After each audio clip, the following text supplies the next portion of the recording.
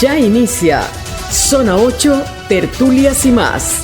El espacio de noticias y opinión para empezar el día como Dios manda. Zona 8, la experiencia informativa que realmente importa. Quedan con ustedes nuestros panelistas. Buenos días Panamá, bendiciones. Usted que nos escucha, usted que está en sintonía, si está vivo, si respira, si ve la luz de este nuevo día, aunque un poco lluviosa la mañana, dele gracias a Dios porque nos brinda una nueva oportunidad en este largo y hermoso camino de la vida. Demos gracias a Dios. Vamos a empezar el día con la frase que hemos preparado. Antes, saludarles, como de costumbre, este es su servidor Rubén Polanco en compañía de Pastora Portugal, en controles Arsenio Samaniego y en la producción la encantadora Patricia Ocando Camino. Iniciamos con la frase de Agustín Mandino: adopta la actitud de un estudiante. Nunca te consideres demasiado mayor para hacer preguntas ni demasiado listo como para aprender algo nuevo. Vamos a orar.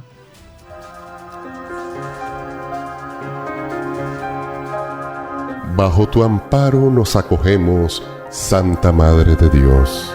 No desoigas nuestras súplicas que te dirigimos en nuestras necesidades.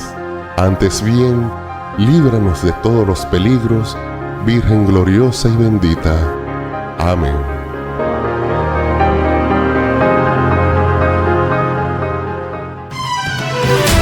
Ya volvemos a Zona 8, Tertulias y más.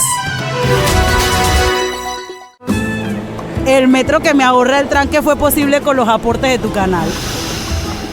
La escuela donde estudio es posible con los aportes de tu canal. El hospital donde nació mi bebé. El agua que riega mi cosecha. El 120 a los 65 que me ayuda. Nuestro canal, En Manos Panameñas, ha aportado los fondos para más de 1.172 proyectos que mejoran la vida de todos. Esos aportes son hechos del Canal de Panamá.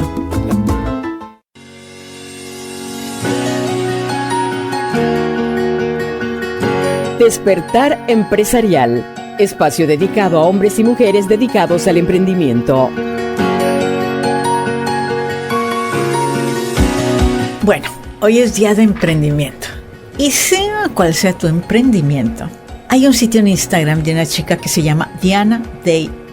Dice que sea cual sea tu emprendimiento, tú tienes que mantener ciertas reglas. Por ejemplo, mantente siempre hacia adelante. Reconoce que tu negocio es una montaña rusa. Cuando estés arriba, celebra. Y cuando estés abajo, continúa. No te desanimes. Siempre aprende algo nuevo. Siempre investigando como puedas. En las redes, con quien sabe. Siempre investigando. Y siempre piensa que puedes mejorar tu negocio. Siempre piensa que puedes ser mejor en lo más sencillo. No más excusas. Tu cabeza siempre te va a contar 1000 maneras en las que puedes fallar, pero tú adelante, sigue, que no haya excusas para parar tu pequeña empresa. Y último, dice, haz las cosas que son difíciles. Ningún cambio o implementación es fácil. Seguro te va a doler y te vas a sentir enredado o enredada. Nunca pares en tu negocio. Adelante. Siga con nosotros en más de Zona 8, Tertulias y más. El invitado tiene la palabra.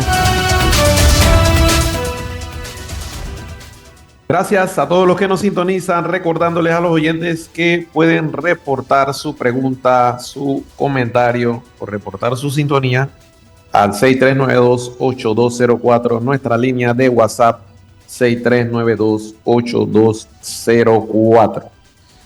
Hoy nos acompaña el licenciado Samuel Prado Franco, profesor y politólogo, para que nos hable del tema que nos compete en estos momentos en medio de la crisis social que atraviesa el país, más de 2 meses, política y educación. Saludos, licenciado Franco.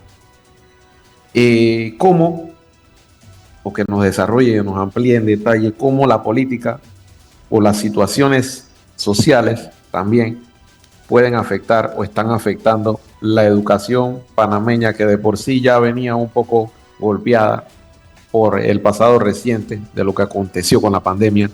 Ahora enfrentamos una crisis también de huelga, cierre, manifestaciones con la mina. Empezábamos un nuevo gobierno y ahora hemos tenido 2 meses de huelga, cierres de calles, escuelas que no están dando clases, los educadores están en paro. ¿Cómo la política afecta a la educación, licenciado Franco? Buenos días, Rubén, y gracias por la invitación. Bueno, en primer lugar, yo señalaría una frase que la ministra de Educación, Lucinda Molinar, mencionó en un tuit, que ella mencionaba que había que separar política y educación. Yo precisaría que hay que separar politiquería e intereses particulares o mezquinos de la educación. Pero hay una relación educación política muy conectada y se puede argumentar desde los inicios de la propia República en 1903, cuando liberales y conservadores gobernaban nuestro país y tenían una visión de que a través de la educación el pueblo podía lograr una movilización social que no solamente implicaba la alfabetización. Hay que recordar también que veníamos de un periodo de Colombia cuando no habían suficientes escuelas, suficientes maestros idóneos, y en ese periodo de separación de Panamá y Colombia en 1903, la década del 20, del 30, hubo una apuesta por un proyecto educativo democratizador de la educación y que sumara a todos los panameños y panameñas, no solo para educarse, para formarse, sino también para ser ciudadanos activos y participativos en el país.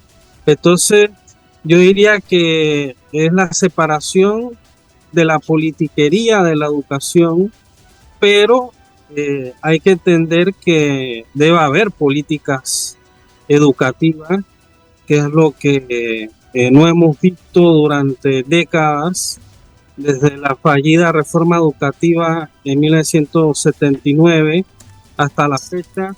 Y bueno, tuvimos la dicha de haber tenido un ministro de Educación como José Daniel Crespo, que impulsó la Ley Orgánica de Educación de 1946, que aún sigue vigente con las reformas que se han hecho posteriormente. Pero imagínense la visión que tenía acerca de la educación el maestro Crespo, que todavía esa ley, ya con todos los años que han transcurrido, aún es el marco jurídico de la educación nacional. Entonces, volvería a recalcar que es la separación de la politiquería y intereses mezquinos lo que debe prevalecer en cuanto al tema educativo. Ahora, esto parece no tener fin. Al final es una lucha que nadie cede. Por un lado están los que protestan y por otro el gobierno ha planteado claramente su posición al respecto, diciendo que no se va a modificar o no se va a discutir la ya aprobada reforma a la Caja de Seguro Social, no va a ser revisada. Entonces, ¿qué escenario se plantea para el país y sobre todo los estudiantes, que son los principales afectados en medio de esta polémica por esa reforma a la Caja de Seguro Social? Bueno, la situación, la verdad, es compleja. Pareciera que no hay una salida a corto y mediano plazo. Primero que todo, yo diría que el gobierno, el órgano ejecutivo, es el que en estos momentos tiene el balón de su lado y debería entablar algún tipo de acercamiento. Ya la Universidad de Panamá se ha planteado como una posible mediadora. Está el Comité Ecuménico, la propia Iglesia Católica. El arzobispo ha lanzado varios llamados al diálogo y a ceder, porque principalmente para iniciar un diálogo ambas partes o las partes involucradas tienen que ceder posiciones, porque si nos vamos a una posición intransigente, sea del lado que sea, no se va a poder dar un diálogo. Yo creo que hay que partir de ahí, de esa premisa, y eso es lo que no se ve en el corto ni en el mediano plazo. Radio Hogar. Sí. Creo que por otra parte debe existir la buena voluntad de ambas partes de poder sentarse para darse un diálogo. Profesor, usted da clases en la Universidad de Panamá, ¿cierto? Sí, correcto. Sí. ¿Usted da clases de qué y en qué facultad? ¿De qué tipo? Bueno, yo soy del área de Filosofía y Ciencia Política y laboro Humanidades. en el instituto. Laboro en el Instituto de Investigación Histórica como investigador. Ok. ¿Usted qué da clases? Le pregunté por esto. ¿Usted qué da clases? ¿Cómo se perjudica a un estudiante? Para que nos explique, que la gente lo pueda entender de manera práctica. ¿Cómo se perjudica el aprendizaje, la enseñanza de un estudiante, sea primaria, secundaria, universitaria, cuando se dan estas paralizaciones por protestas en la universidad, por paro de educadores en las escuelas primarias, secundarias, según sea el caso? ¿De qué manera se afectan? Bueno, se afecta bastante. Primero, por la interrupción de la propia clase. Se genera un clima de incertidumbre. Los estudiantes, igualmente en el caso propio de la Universidad de Panamá, que es donde más se generan protestas, cuando se da el cierre de calle y llega la policía a dispersar a los estudiantes, el uso de gases lacrimógenos y ahora de estos carros pitufo, hace que se paralicen las funciones administrativas que también son de apoyo a la función académica, y los estudiantes se tienen que retirar. Ya hay una interrupción, de hecho, con los estudiantes que están en el turno vespertino, que no pueden dar su clase, y es muy difícil que un profesor vaya, si está en la universidad, irse a su casa, que esos estudiantes tienen que regresar a su casa y den la clase. Y lo del turno nocturno se han visto prácticamente dando este semestre que va virtual, y sabemos las condiciones de conexión a internet. No todos los estudiantes tienen una computadora en su casa, se conectan por el celular. Las clases presenciales, si es cierto, la tecnología, la virtualidad ayudó mucho en el tema de la pandemia, pero no reemplazan, por ejemplo, cuando se necesita usar laboratorios, en el caso de carreras científicas o tecnológicas. Por otra parte, colocar exámenes y otras pruebas es más difícil. Y también el tema de los contenidos, se pierde mucho tiempo. Los estudiantes también se agotan y las clases no pueden ser igual de cantidad de tiempo que sea presencial. Y por otra parte, también las interrupciones del internet también pueden afectar esta clase. Así que digamos que la pérdida de clases implica no solamente la pérdida de las horas de clase en sí, sino también de los conocimientos que se tienen que dar en un cuatrimestre, en un semestre, en un trimestre, y eso no se recupera. Eso era lo que le iba a decir. Bueno, ya me lo confirmó, que no se recupera. El tiempo perdido en educación no se recupera. Se trata de minimizar, pero no se recupera del todo. Pastora Portugal tiene una pregunta. Profesor, gracias por estar con nosotros. Como docente, ¿qué recomendaciones daría usted para que Panamá podría sacar como aprendizaje de esta crisis y evitar que se repita en el futuro, que se siga manejando de esta forma, así con la educación con politiquería, como nos informó usted? Como nos señaló, mejor dicho. Yo diría que pareciera contradictorio lo que voy a decir, pero el mejor ejemplo lo tenemos nosotros. Por eso yo siempre hago énfasis en el pasado de nuestro país.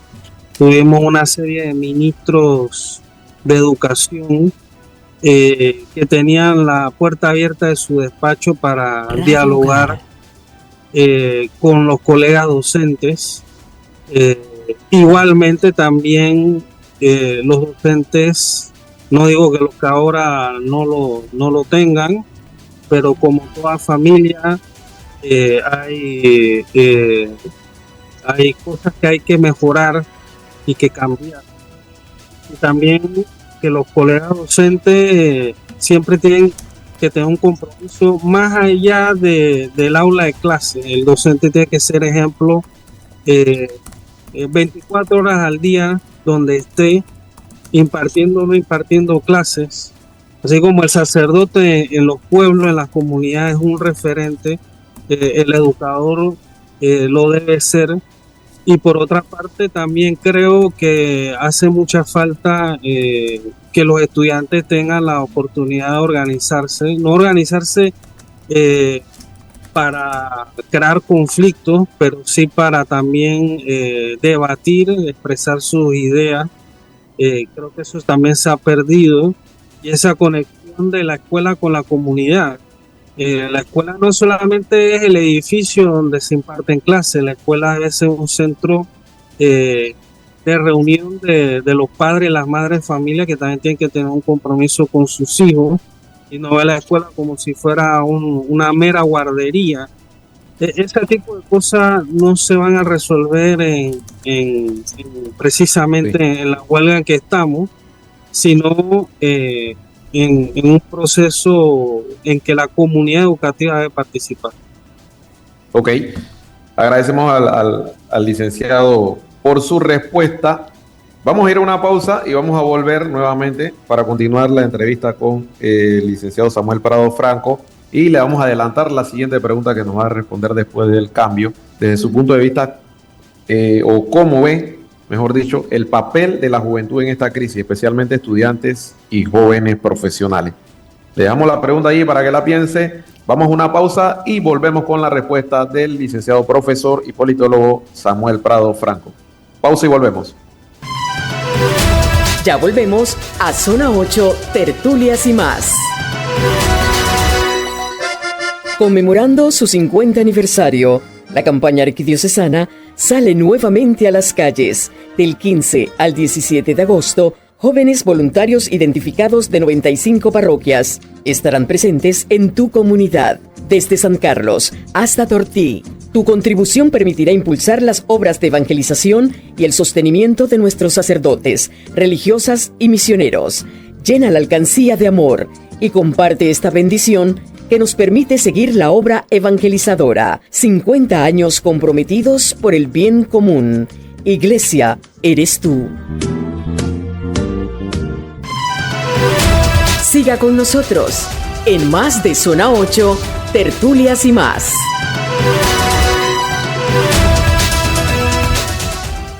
Estamos de vuelta con este su programa Zona 8, Tertulias y más, recordándoles a los oyentes que pueden reportar su sintonía, hacer sus preguntas o comentarios al 6392-8204 para sus preguntas en la línea de WhatsApp de Radio Hogar Informa. Le teníamos una pregunta continuando con la entrevista al licenciado Samuel Prado Franco. ¿Cómo ve el papel de la juventud en esta crisis, especialmente estudiantes y jóvenes profesionales? Bueno, también en los altos cargos, sobre todo en la asamblea, hay muchos jóvenes. ¿Cómo ve el papel de estos jóvenes con esta crisis? Bueno, en primer lugar, hay un déficit, y como lo había hecho mención, de espacio de participación de la juventud, de los estudiantes. Lo que tenemos ahora son estos concursos de oratoria y de debate que se televisan, pero lo que eran las asociaciones federadas, donde los estudiantes y los jóvenes participaron en esta jornada histórica de lucha por la soberanía y por la recuperación del canal, se perdieron. Efectivamente ahora los estudiantes están en una situación más vulnerable porque no tienen esos espacios de participación, y se ha visto en estas últimas semanas que han salido algunos estudiantes a protestar también de secundaria. Lo han hecho de forma cívica y pacífica, y también algunos han logrado dar por sentada su posición. Y bueno, tenemos diputados jóvenes en la Asamblea Nacional que también han hecho lo propio, pero creo que debería el Ministerio de Educación, como institución rectora de la educación nacional, evaluar las posibilidades de que se establezcan espacios de participación juvenil que orienten, porque como había dicho, no solamente se trata de formar de estudiantes, sino los ciudadanos que van a ser los políticos, los profesionales, los gobernantes de este país. Y si no queremos jóvenes que delinquen, tenemos que crear algún mecanismo en que ellos puedan expresar sus ideas, sus opiniones, y que no sean tampoco perseguidos y también mal orientados, porque también, y no hay que dejar eso de lado, de que siempre en cualquier protesta o lucha también hay personas, partidos políticos que están buscando también establecer sus propias agendas y sus propios intereses. Pastora Portugal tiene una pregunta para usted. Profesor, desde su punto de vista, ¿cómo ve usted la gestión del gobierno nacional frente a esta crisis? Bueno, habría que evaluar primero que el presidente sentó una posición de principio: no vamos a derogar la ley. La ley fue parte de un diálogo, fue discutida y fue aprobada por la Asamblea Nacional, y eso no se va a modificar. Creo que más allá de esa posición de principio, los gobiernos, independientemente de quién esté en el poder, deben tener también una flexibilidad a la hora de implementar las leyes. Igualmente también debe existir la apertura al diálogo. Ha habido también denuncias de maltratos, de violación de derechos humanos, de uso indiscriminado de la fuerza contra la población que ha estado protestando. La Defensoría del Pueblo ha estado viendo el asunto. El gobierno creo que debió haber buscado un mecanismo de aperturar un diálogo para que esta coyuntura no se extendiera tanto. Los que están protestando en las calles, estemos a favor o en contra, no son los que están gobernando. O sea, quienes están gobernando son los que tienen que dar ese paso E igualmente también los dirigentes tienen que evaluar sus estrategias, porque tampoco podemos tener un país trancado en protestas y en movilizaciones continuas, porque también, y eso hay que evaluarlo también, eso afecta a la economía y el desarrollo del país. Entonces creo que el gobierno tiene que buscarle una salida a esta situación. Ha planteado la estrategia del desgaste, en alguna forma se ha mermado un poco el nivel de las protestas, sobre todo en la capital, pero vemos que la provincia de Bocas del Toro sigue trancada y no se ve una salida al corto y mediano plazo. Eso era lo que precisamente siguiendo esa línea, para que nos analizara eso, que prácticamente se ha mermado un poco o han reducido las manifestaciones en la capital. Sin embargo, en el interior se han intensificado. ¿A qué se debe por qué ocurre ese fenómeno?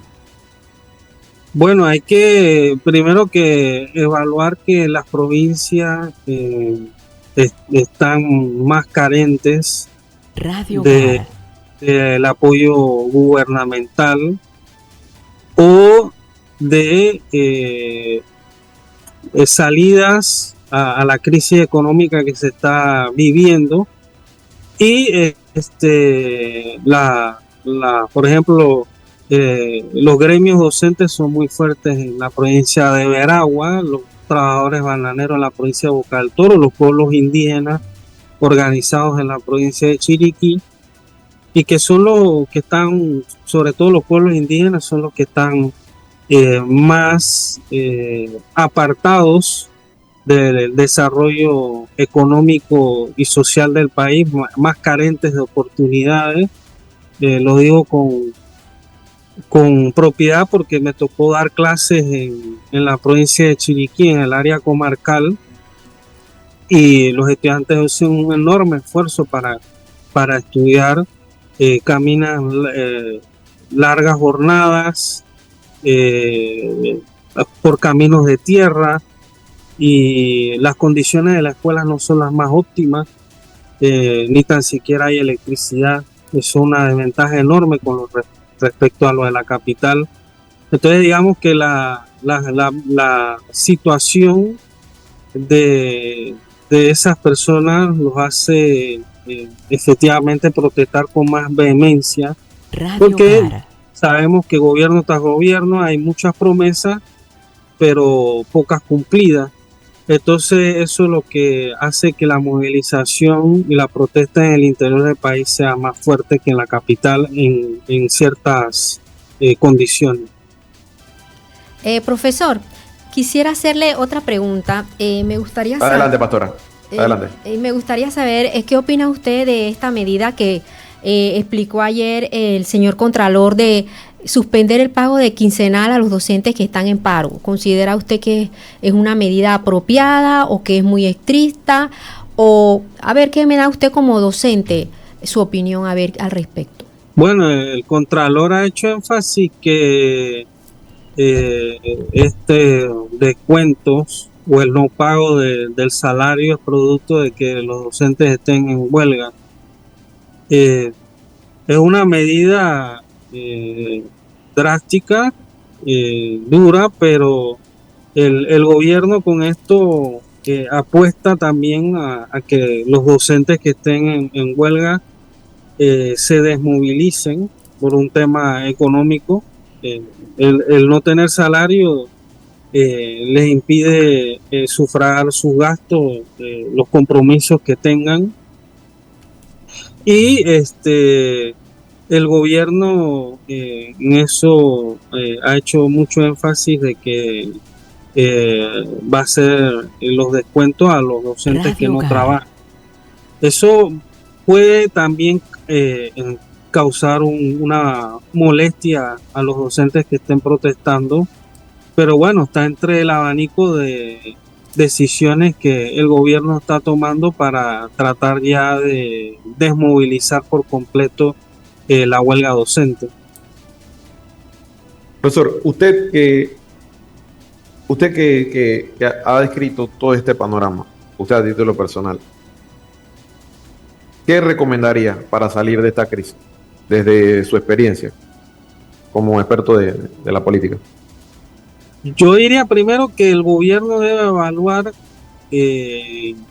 buscar un mediador. Ya lo mencioné, está la Universidad de Panamá, está el Comité Ecuménico, la Iglesia Católica. La Defensoría también mencionó. La Defensoría, ver las posibilidades de sentar ambas partes de una forma sosegada, tratando de dejar los ánimos, porque hay ánimos y diferencias, contradicciones muy marcadas. Yo lo diría también no solo de la parte de los que protestan, sino del gobierno. Siento que los ministros no deben estar con un lenguaje confrontativo a la hora de hablar en los medios, inclusive usando sus propias redes sociales. Lo deben evitar porque ellos son autoridades. Y cuando una autoridad habla, uno siente que está hablando el gobierno. Y lo que he visto del lenguaje de muchos ministros, inclusive sus propios gestos, sus propias posturas, se nota que hay una molestia, una incomodidad, y no creo que deben enviar ese mensaje. Una cosa es, sí, son autoridades electas, es el gobierno que, nos guste o no nos guste, está en el poder por el porcentaje que llegó al poder. Creo que también hay que hacer la separación de que si hay un sector que está disgustado y quiere que cambie la forma de gobernar o el modelo político, debe ganar las elecciones también. Profesor, y el gobierno debe abrirse a un diálogo que tampoco puede ser un diálogo de 4 años, ¿no? Es un diálogo a ver cómo se resuelve la crisis y salir de ella lo más rápido posible. Profesor, y le comento que son 15.000 docentes que se mantienen en paro desde hace 42 días y que no cobrarán su quincena. A continuación vamos con el video de los colegas de Econews. 15.000 docentes que se mantienen en paro desde hace 42 días no cobrarán su próxima quincena. Así lo dio a conocer el Contralor de la República, Anel Flores, quien los instó a volver a las aulas de clases. Yo quiero hacer una aclaración. En esta quincena que viene, el número de suspensión va a estar arriba de los 15.000 educadores, que hemos podido corroborar a través de auditorías que hemos hecho con nuestros equipos de gente que no asiste al trabajo, o si asiste no está cumpliendo con su labor porque se retira. Llegan a marcar, con la complacencia de directores de las escuelas y con otras autoridades del Ministerio de Educación. Entonces, ante esta realidad, lo que quiero decirles hoy es que nosotros no es que estamos descontando salarios, es que aquí hay un problema mucho más serio. Ellos no han devengado salario alguno, entonces no le puedo pagar, malamente le puedo pagar a alguien que no ha trabajado. Y eso se va a cumplir a partir de la quincena que estamos iniciando en este momento. El Contralor informó además que cuentan con un listado de 82 dirigentes que sí están cobrando a pesar de la medida de fuerza. Pero, ¿cómo es esto posible? Aquí tengo una lista de 82 dirigentes sindicales o gremiales, como le quieran decir, que sí están cobrando. Y aquí están todos los que hablan por ahí de la huelga y de la paralización y de que la lucha continúa y todo lo demás. Ellos están cobrando. ¿Y usted sabe por qué cobran? Porque en las triquiñuelas que han hecho, ellos sí logran marcar y hacen que alguien marque por ellos.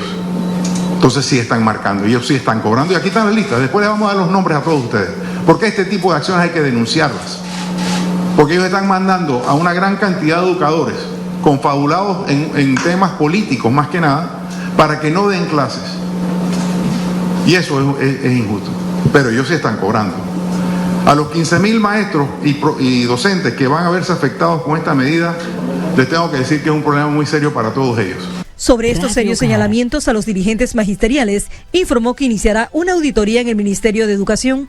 Hoy estamos iniciando una auditoría completa del Ministerio de Educación de todos los centros escolares para poder determinar esos hallazgos, que ya tenemos varios indicios de que son así. Porque, mire, ahí el mejor indicio, hay escuelas que están totalmente paralizadas pero el dirigente está cobrando y supuestamente labora ahí. Entonces alguien me explique, pues. El único trabajo fue él. Pero bueno, hay una auditoría que se va a iniciar a nivel nacional ya de forma formal para dar con esos hallazgos. El Contralor reveló que dentro de las medidas se evalúan en conjunto con el Meduca la contratación de maestros reserva.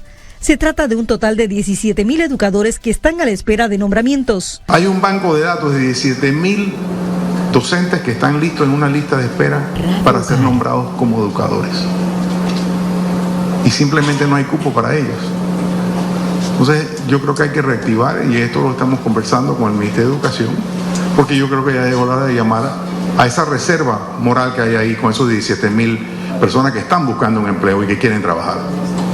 Porque si hay unos que no quieren trabajar, bueno, que entonces se dan el puesto para el que lo quiera hacer. Y eso es un mensaje que yo creo que debemos no solamente replicar, sino que haga un llamado de conciencia a los docentes que hoy están en esta paralización ilegal, porque están afectando a nuestros niños y a nuestra comunidad. Las acciones de la Contraloría se da a mes y medio de la huelga docente que inició el 23 de abril, exigiendo derogar la ley 462 que reforma la Caja del Seguro Social. Linda Aparicio, Econius.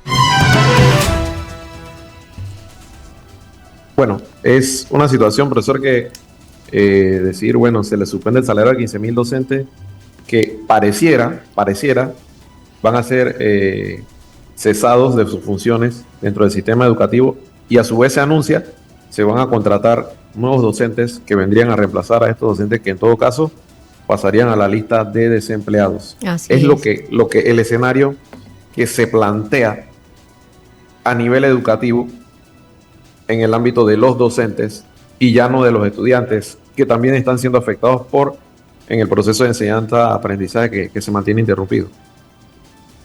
Yo haría una acotación a lo que dice el Contralor. Uno, primero que todo, ¿cuál es la forma de marcación de los docentes, los maestros de primaria y de secundaria? Si es un reloj biométrico o es por tarjeta, por firmar lista, eso no lo precisa. Y por otro, creo que va a ser un programa administrativo enorme, porque recuerdo yo que existió un programa de vacantes en línea, Provel, creo que precisamente o en el gobierno de Martinelli o de Varela, no lo preciso, que era la primera forma en que los docentes que aplicaban por primera vez se les ponían un banco de datos en línea donde inclusive se veía el puntaje y demás. No sé si ese es lo que va a asumir el Ministerio de Educación, pero si va a ser así, entonces lo que se lee implícitamente es que va a haber en un periodo no muy lejano ya destituciones de los profesores que no estén asistiendo a clase por abandono del cargo. Ya volvemos a Zona 8, Tertulias y más. Darién, puerta de esperanza, Eucaristía, fuente del amor. Elevemos alabanza al Dios Trino, al Señor. Hermanos darienitas, este 8 de junio tienes una cita muy especial, la cita eucarística en el Real de Santa María la Antigua, desde las 10 de la mañana bajo el lema Darién, puerta de esperanza, Eucaristía, fuente del amor. Vamos a encontrarnos con Jesús, celebrar la fe y compartir como hermanos. No faltes. Que vivan los pueblos de mi Darién, que vivan, la iglesia viva también. Siga con nosotros en más de Zona 8, Tertulias y más. Escena matutina. Tome nota de lo que será noticia en las próximas horas. Volvemos, sí, estamos de vuelta. Bueno, vamos a agradecer la participación del profesor Samuel Prado Franco. Estuvo esta mañana con nosotros hablándonos del tema política y educación en medio de esta crisis social que afecta al país, sobre todo con la huelga, el paro de los trabajadores, docentes y profesionales de diversas ramas que se manifiestan en el país de hace 2 meses en contra de las reformas a la Caja de Seguro Social. Hay una huelga docente que ha afectado la educación en el país y a su vez también viene afectando la economía como tal.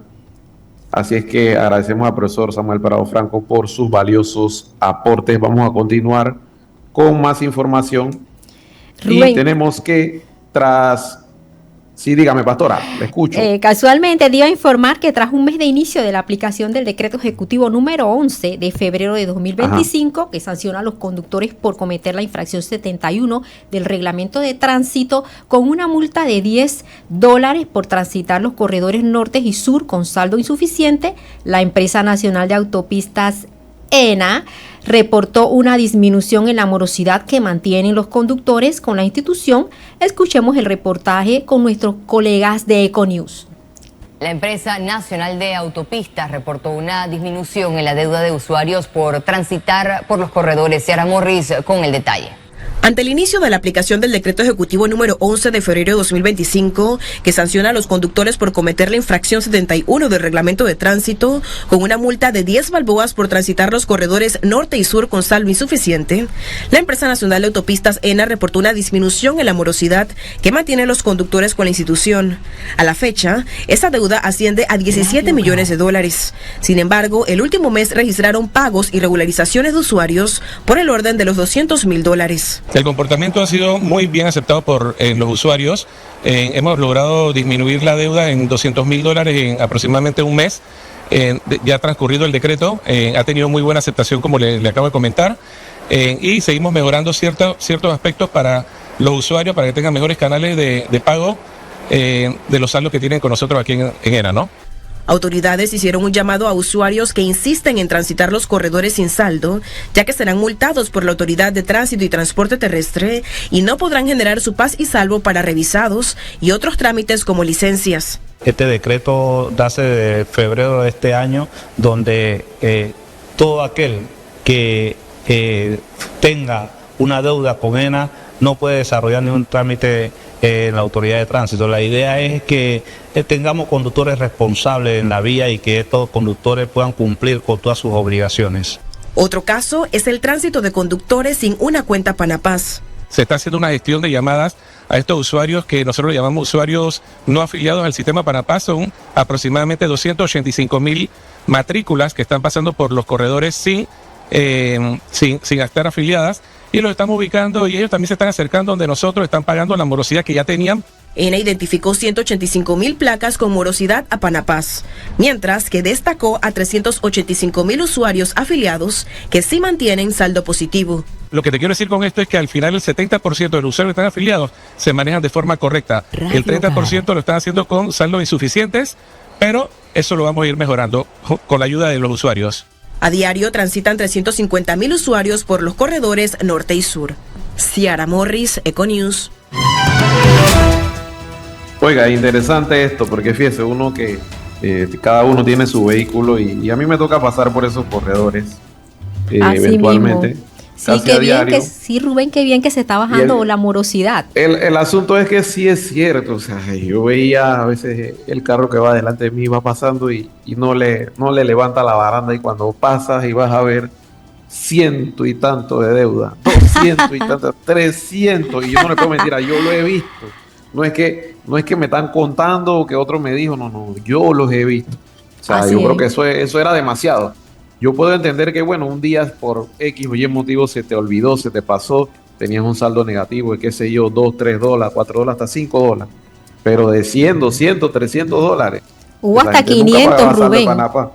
Y ahí esperaban hasta que la baranda se abriera y tenían la fila de carros detrás. Y eso era, la verdad que yo pondero mucho y valoro positivamente que hayan impuesto esa multa, porque ya así se evita eso, esa situación no puede ser. Si hay que pagar, hay que pagar. Si así fuese gratis, bueno, es gratis.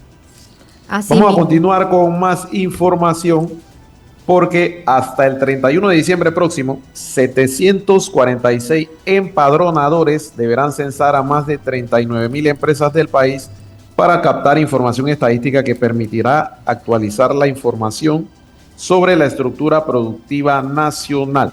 Vamos a escuchar el video que nos tienen preparado producción. Esta semana inició el 7º Censo Nacional Económico que permitirá conocer cómo está el país en materia financiera, económica y empresarial. Viola Guevara con la información. Hasta el 31 de diciembre próximo, 746 empadronadores deberán censar a más de 39,000 empresas del país para captar información estadística que permitirá actualizar la información sobre la estructura productiva nacional. El censo arrancó el pasado lunes 2 de junio y estará hasta el 31 de diciembre de este año. Además de eso, nosotros censaremos a 39,000 empresas, un poco más de 39,000 empresas en todo el largo y ancho del país. ¿Estamos hablando de micro, pequeña, mediana empresa? Correcto, micro, mediana, pequeña y grande. El presupuesto para el censo se bajó de 12.4 millones desde que entramos a esta administración a 7 millones, que es el actual. José Francisco García, director del Instituto de Estadística y Censo, detalló que cada empadronador estará debidamente identificado y quienes sean censados podrán verificar la información a través de un QR o llamando a la Contraloría. Ahí se van a estar realizando preguntas como de dónde sacan los ingresos, si exportan, si importan productos, qué hacen, si hacen servicios o si venden productos ya completados, si manufacturan algo, qué manufacturan, dónde compran su materia prima. Bueno, estaremos viendo los resultados del censo. Para marzo del 2026 estamos esperando los preliminares y para mediados de junio del 2026 ya los resultados finales. La presidenta de la Asociación Panameña de Ejecutivos de Empresa, Julia De Santis, resaltó la importancia de este proceso para la creación de políticas públicas e hizo el llamado a empresarios a abrir sus puertas al censo. Medir es súper importante porque a partir de eso sabemos dónde estamos y qué podemos hacer para proyectar. Por eso sí le pedimos a las empresas que nos están escuchando que apoyen los censos y que contesten. Y sobre todo bajo la seguridad que toda la información que van a tener se va a mantener en el anonimato, o sea que y no se va a poder utilizar para nada más que para los censos. El último censo nacional económico se realizó en el 2012. Viola Guevara, Econews. Oiga, y continúa. Interesante, Pastor, antes que continúes con la siguiente información, comentar un poco, va a ser interesante saber cuál es la situación real de las empresas, sobre todo con esta situación en la que estamos, con esta crisis. Así es. De qué manera se van a ver afectadas, porque hay empresas que o están cerrando o están disminuyendo personal, en el peor de los casos se están yendo a la quiebra, porque hay una crisis social real que está afectando a la economía. Los principales afectados son los comercios, los negocios. Y lo más triste es que no sabemos, eso mismo es lo más triste, que no sabemos cuándo va a terminar. Sí, ya sabemos que empezó, no sabemos cuál va a ser el final. Así mismo. ¿Qué más nos tiene, Pastora? Bueno, te sigo comentando, Rubén, que en la tarde de ayer ha tenido lugar una conversación telefónica entre el Papa León XIV y el presidente ruso Vladimir Putin. Así lo confirmó por la noche el director de la sala de prensa de la Santa Sede, Matteo Bruni. Escuchemos el reporte con Radio Vaticana. Durante la llamada, además de tratar temas de interés mutuo, se prestó especial atención a la situación en Ucrania y a la paz. El Papa hizo un llamamiento para que Rusia realice un gesto que favorezca la paz. Subrayó la importancia del diálogo para establecer contactos positivos entre las partes y buscar soluciones al conflicto, informó Bruni. También se habló de la situación humanitaria, de la necesidad de facilitar ayuda donde sea necesario, de los continuos esfuerzos para el intercambio de prisioneros y del valor del trabajo que el cardenal Zuppi está realizando en este sentido. El Papa León, concluyó Bruni, se refirió al patriarca Kirill, agradeciéndole las felicitaciones recibidas al inicio de su pontificado y subrayó cómo los valores cristianos comunes pueden ser una luz que ayude a buscar la paz, defender la vida y buscar una auténtica libertad religiosa. Oye, interesante esto, que el sumo pontífice haga ese acercamiento con Rusia en un conflicto bélico que también tiene varios años, esa guerra de Rusia con Ucrania. Y creo que es sano que se establezcan estos puentes para que se pueda buscar una salida, que haya paz, no solo aquí en Panamá, sino a nivel mundial. Así es, importante eso, no perder la fe la fe en Dios de que las cosas van a mejorar. Continuamos con más información. En Norteamérica, Estados Unidos ha vetado una resolución del Consejo de Seguridad de la ONU que exigía un alto al fuego inmediato, incondicional y permanente en la Franja de Gaza. Mientras, Gaza sigue sin recibir ningún tipo de ayuda. La fundación privada a la que Israel ha confiado el reparto de comida continúa sin distribuirla un día más. Veamos el reporte de RTV Noticias. La población de Gaza sigue sin recibir ningún tipo de ayuda. Naciones Unidas está acusando ahora mismo a Tel Aviv de dejar deliberadamente a la población sin lo más básico. La organización que se encarga del reparto no concreta cuándo reabrirá los centros de distribución de alimentos. Israel defiende que su modelo de ayuda es eficaz y después de una pausa de 24 horas está previsto que lo reactive este jueves. La controvertida fundación privada que se encarga de la distribución de alimentos había pedido al ejército que revisase los protocolos y clarificase las rutas de acceso a estos centros de ayuda, esas rutas donde en los últimos días se han producido 3 ataques consecutivos que han dejado decenas de muertos y cientos de heridos. Israel ha admitido que abrió fuego en 2 episodios distintos contra varios grupos de sospechosos, pero no se responsabiliza de esas muertes. Es más, insiste en que es Hamás quien está intentando sabotear el reparto de ayuda. La ONU dice que más allá de investigar lo ocurrido, todo es consecuencia de otras decisiones deliberadas de Israel, como la de privatizar y militarizar el reparto de ayuda o la de privar sistemáticamente a 2 millones de gazatíes de lo más básico para sobrevivir. Estados Unidos veta una resolución del Consejo de Seguridad de la ONU que exigía un alto al fuego inmediato, incondicional y permanente. Ha sido el único país en votar en contra. Considera que el texto no obliga jamás a desarmarse ni a dejar Gaza. Y eso, dicen, es inaceptable. Gracias por no abandonar a los rehenes, le responde Israel, aunque la resolución rechazada también pedía su liberación. El escrito exigía el fin de las restricciones para la entrada de ayuda humanitaria. El representante de Palestina considera que el plan de Tel Aviv es destruir a los gazatíes en su totalidad. La única organización que ahora puede distribuir alimentos, respaldada por Israel y Estados Unidos, está cerrada temporalmente desde el miércoles. Argumentan que están reformando y modernizando los puntos de reparto. Ibrahim recibió ayuda de uno de esos centros. Tienen ayuda para unas 2.000 personas, mientras que aquí somos 10.000, explica. No había ni un kilo de harina en mi casa. Ahora que vuelvo del punto de ayuda, sigo sin el kilo de harina. El hambre se apodera de la franja. También la muerte. Los israelíes están siempre diciéndonos, iros de aquí. Les hacemos caso y nos vamos, pero al final siempre nos matan. ¿Dónde está el lugar seguro? Se pregunta Nana. Acaban de matar a su hermano. Es uno de los 45 gazatíes muertos por bombardeos en las últimas horas. Bien, y seguimos en Estados Unidos, donde el presidente Donald Trump acaba de realizar una proclamación comunicando que va a limitar la entrada al país de Norteamérica de los ciudadanos de 19 países, entre los que están Cuba y Venezuela. Noticias Telemundo nos tiene el informe. En pocas palabras, no podemos permitir la migración abierta desde ningún país donde no podamos verificar y evaluar de forma segura y confiable a quienes buscan ingresar a Estados Unidos. De esta forma, el presidente Trump resucitó la política de prohibición de viajes de su primer mandato.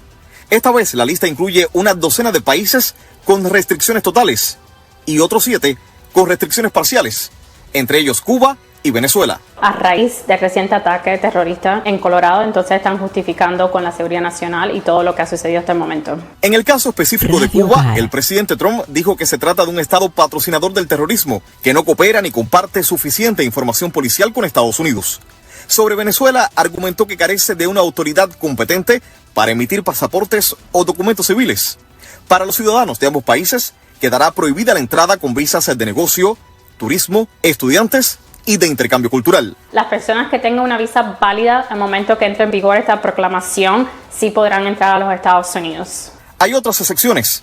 No aplicará para residentes permanentes de Estados Unidos. para personas con doble nacionalidad, siempre y cuando viajen con el pasaporte del país que no está incluido en la lista, y visas de inmigrantes para familiares inmediatos. En caso de las reclamaciones que son visas inmigrantes, afecta a las categorías como por ejemplo los hermanos de ciudadanos americanos, los esposos y los hijos menores de 21 años de residentes, hijos mayores de 21 años de residentes y ciudadanos americanos, entre otros. Según la proclamación, las autoridades consulares exigirán evidencia clara de que existe una relación familiar inmediata. Creo que uno de los grandes impactos va a ser las personas que han estado esperando por tanto tiempo por una entrevista de sus visas inmigrantes, que es más conocida para personas como reclamaciones. La prohibición de viaje entrará en vigor el próximo lunes a la medianoche. La abogada de inmigración con la que conversamos esta noche nos dijo que esta proclamación podría enfrentar fuertes batallas en corte, sobre todo por el gran número de países que se verían afectados. Joana, regreso contigo. Gracias, Alexis, por tu informe. Bien interesante esto. Vamos a ver en qué queda este tema, sobre todo con los migrantes que pretenden entrar a Estados Unidos en busca de un mejor futuro. Por lo pronto, pastora, vamos despidiendo el programa recordándoles que hoy no hubo conferencia de prensa del presidente José Raúl Mulino, como todos los jueves en horas de la mañana. En su lugar se pospuso la fecha para mañana viernes a las 12 mediodía, sería la conferencia de prensa semanal del presidente José Raúl Mulino. Así que vamos despidiendo por lo pronto este programa, recordándoles que pueden seguir sintonizando el programa Ríos de Agua Viva con el padre Santiago Benítez de la parroquia María Auxiliadora de Pueblo Nuevo y de la parroquia San Antonio María Claret de Hato Pintado. A las 12 mediodía, Radio Hogar Informa, y en la tarde tenemos Mar Caribe. ¿Qué tenemos en Mar Caribe, Arsenio? Esta tarde tenemos a la orquesta Cubop City Big Band de los Países Bajos con un homenaje a Benny Moré y a la música cubana. Oh, qué bien. Ah, qué bueno, hacer. Muy bien, música cubana, chévere eso. Vamos a estar en sintonía, a deleitarnos con esa música. Así que despedimos este su programa Zona 8, tertulias y más. Este es su servidor Rubén Polanco en compañía de Pastora Portugal, con la producción de Patricia Ocando Camino y en los controles Arsenio Samaniego. Recuerden, Panamá, nunca perder la fe, esperanza en Dios de que vamos a tener mejores días de los que ya tenemos de por sí. Todos los días nos levantamos, respiramos, vemos la luz del día y eso es lo positivo. Tenemos una nueva oportunidad de seguir haciendo patria y haciendo más grande a Panamá. Así que nos despedimos y nos volvemos a ver mañana a las 8 de la mañana en este mismo dial, Radio Hogar Informa. Hasta la próxima. Saludos. Hasta aquí, Zona 8, tertulias y más.